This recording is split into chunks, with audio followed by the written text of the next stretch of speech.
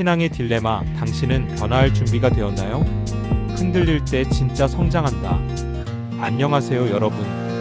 오늘은 잭 매지로우의 변혁학습 이론을 통해 신앙 성장 과정을 살펴보겠습니다. 먼저 질문 하나 던져보죠.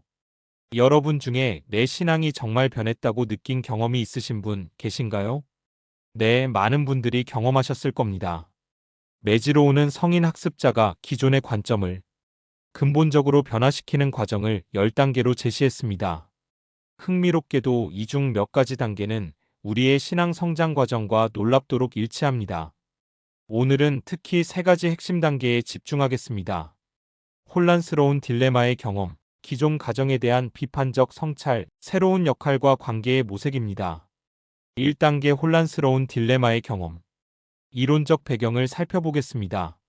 매지로우가 말하는 첫 번째 단계는 디소리엔팅 딜레머, 즉 혼란스러운 딜레마의 경험입니다. 이는 기존에 당연하다고 여겼던 것들이 흔들리는 순간을 말합니다. 신앙에서도 마찬가지입니다. 우리가 당연하게 받아들였던 믿음이 의문시되는 순간들이 있죠.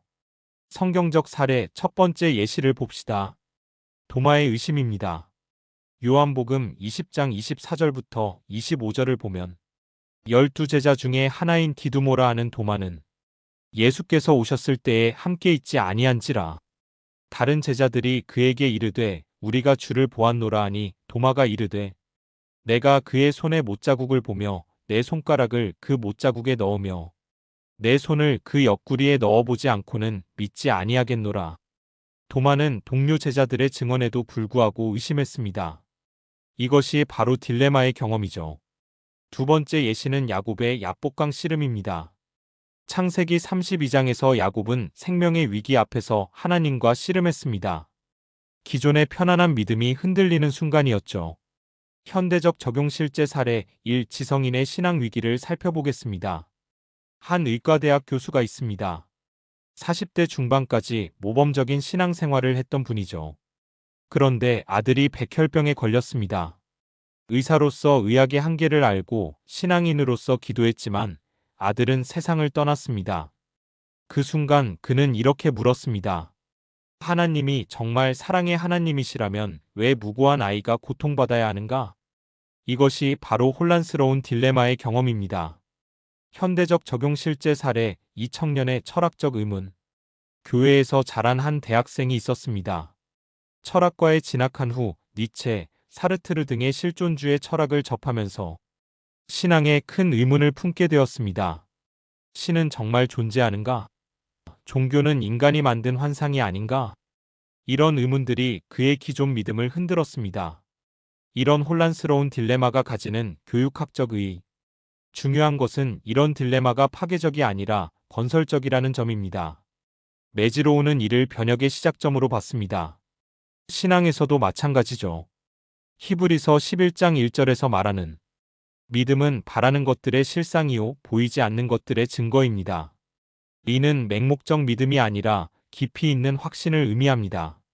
매지로우가 말하는 2단계는 기존 가정에 대한 비판적 성찰입니다. 이론적 배경.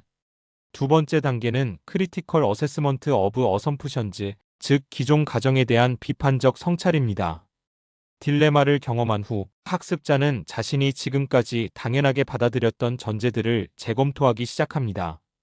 성경적 사례에서 베드로의 환상을 봅시다. 사도행전 10장에서 베드로는 환상을 통해 하나님이 깨끗하게 하신 것을 내가 속되다 하지 말라는 음성을 듣습니다. 그때까지 베드로는 이방인은 부정하다는 유대인의 전통적 사고를 당연하게 받아들였습니다. 하지만 이 환상을 통해 기존의 가정을 재검토하게 되었죠. 바울의 다메섹 체험 역시 마찬가지입니다. 사도행전 9장에서 바울은 기존의 예수는 이단이라는 확신을 근본적으로 재검토하게 됩니다. 현대적 적용 사례. 실제 사례 1. 성공신학의 재검토. 앞서 언급한 의과대학 교수의 경우를 다시 봅시다. 아들의 죽음 이후 그는 자신의 신앙 전제들을 재검토했습니다. 하나님은 믿는 자에게 복을 주신다. 과연 그럴까?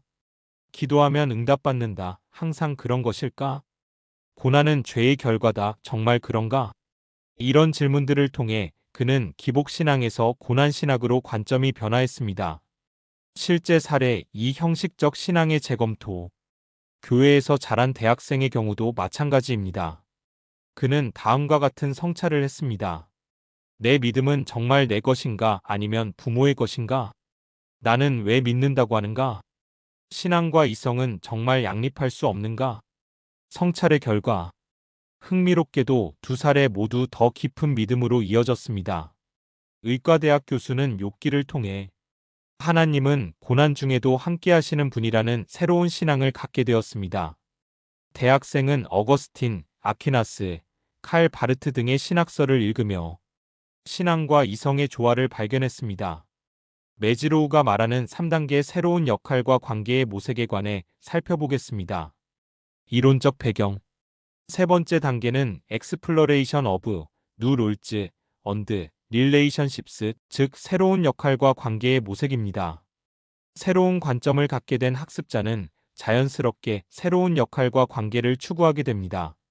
성경적 사례로 베드로의 변화를 다시 봅시다. 환상 이후 베드로는 고넬료의 집을 방문했습니다. 이는 기존의 유대인 베드로로서는 상상할 수 없는 행동이었죠. 그는 이방인 선교사라는 새로운 역할을 감당하게 되었습니다. 바울의 경우도 마찬가지입니다. 기독교 박해자에서 기독교 전도자로 완전히 새로운 정체성과 역할을 갖게 되었습니다. 현대적 적용 실제 사례의 1. 새로운 섬김의 영역. 의과대학 교수의 경우 아들을 잃은 경험과 신앙의 변화 이후 그는 새로운 역할을 찾았습니다. 호스피스 의료진 훈련, 죽음을 앞둔 환자들을 돌보는 의료진을 교육, 유가족 상담사, 자녀를 잃은 부모들을 위한 상담 프로그램 운영, 고난 신학 연구, 의학과 신학을 결합한 연구 활동. 그는 고난 중에 함께 하시는 하나님을 경험한 후 다른 고난받는 이들과 새로운 관계를 형성했습니다. 실제 사례의 이 지성적 신앙전도.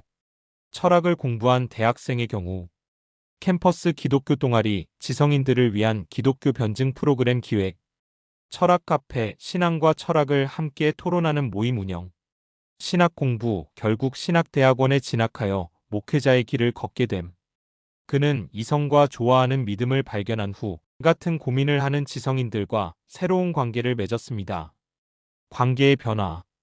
두 사례 모두에서 관계의 변화가 나타났습니다. 첫 번째 변화는 수평적 관계의 확장입니다. 비슷한 경험을 한 사람들과의 공감대를 형성하고 새로운 공동체에 참여하게 됩니다. 두 번째 변화는 수직적 관계의 심화입니다. 하나님과의 더 깊고 진실한 관계와 형식적 관계에서 인격적 관계로의 변화가 나타납니다. 메지로우가 제시한 변혁학습의 10단계 과정 중에서 혼란스러운 딜레마의 경험, 기존 가정에 대한 비판적 성찰, 새로운 역할과 관계의 모색을 신앙교육에 적용해 보겠습니다. 목회적 관점에서 가지는 의미를 보면 이 세 단계는 목회와 신앙교육에 중요한 시사점을 줍니다. 1. 딜레마를 두려워하지 말자. 의심과 질문을 금기시하지 말고 오히려 성장의 기회로 보자. 안전한 환경에서 자유롭게 질문할 수 있도록 도와주자. 2. 비판적 성찰을 격려하자. 왜? 라는 질문을 환영하자. 맹목적 믿음보다 깊이 있는 확신을 추구하자. 3. 새로운 역할과 관계를 지원하자. 변화된 신앙이 실제 삶에서 구현될 수 있도록 돕자. 다양한 섬김과 사역의 기회를 제공하자.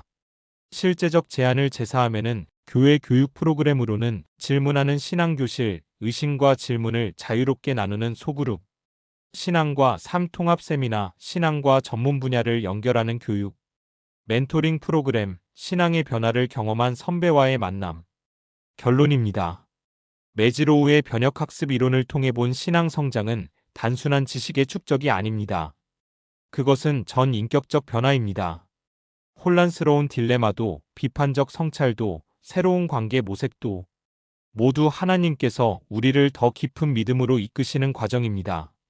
로마서 12장 2절 말씀처럼 너희는 이 세대를 본받지 말고 오직 마음을 새롭게 함으로 변화를 받아 하나님의 선하시고 기뻐하시고 온전하신 뜻이 무엇인지 분별하도록 하라는 것이죠. 이제 여러분의 신앙 경험과 관련해서 궁금한 점이 있으시면 자유롭게 토론하면서 나눠보세요. 지금까지 함께 해주셔서 감사합니다. 구독과 좋아요, 알람 잊지 마세요.